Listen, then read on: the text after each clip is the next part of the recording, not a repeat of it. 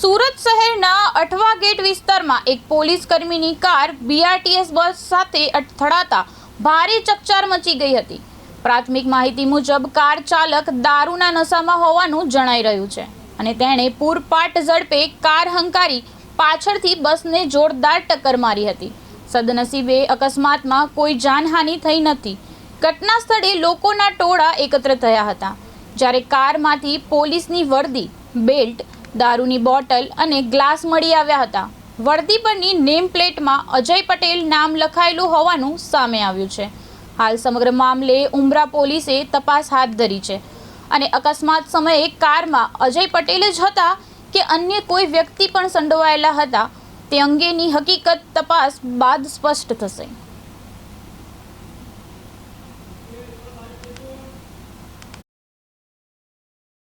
ભૂતકાળમાં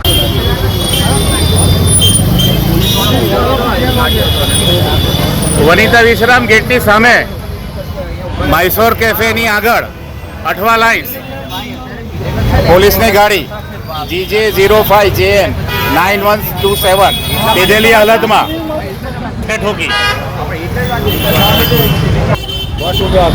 જનતા આઈસ્ક્રીમની સામે એક્ઝેક્ટ બસની પાછળ જ આવીને એને એકદમ જ ફૂલ સ્પીડમાં આવીને ઠોકી। બધા ભેગા થયા તો ફૂલ પીધેલો હતો, અંદર બોટલ પણ છે, એનો યુનિફોર્મ પણ છે, પોલીસનો યુનિફોર્મ પણ સાથે છે અંદર। બતાવો બતાવો ગાડીમાં બાટલાને બધું બાંધી દઈએ।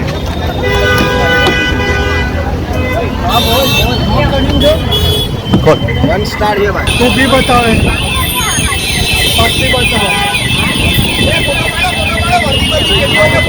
बाटली बताओ, तू बताओ, ભાઈ પેલા બોટલ बोतल बताओ ना। બોટલ રે વર્દી છે ને અંદર।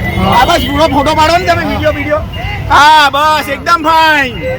હવે આ ગ્લાસ આ ગ્લાસ હા ગ્લાસ। ઓ સાહેબ આવો।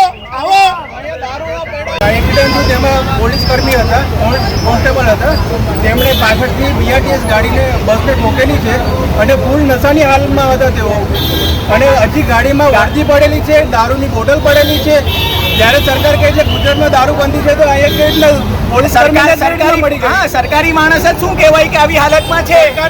સરકારી પોલીસ કર્મચારીને દારૂ મળી ગઈ છે। પોલીસ માની શકે કે ગુજરાતમાં દારૂબંધી નથી હાલ।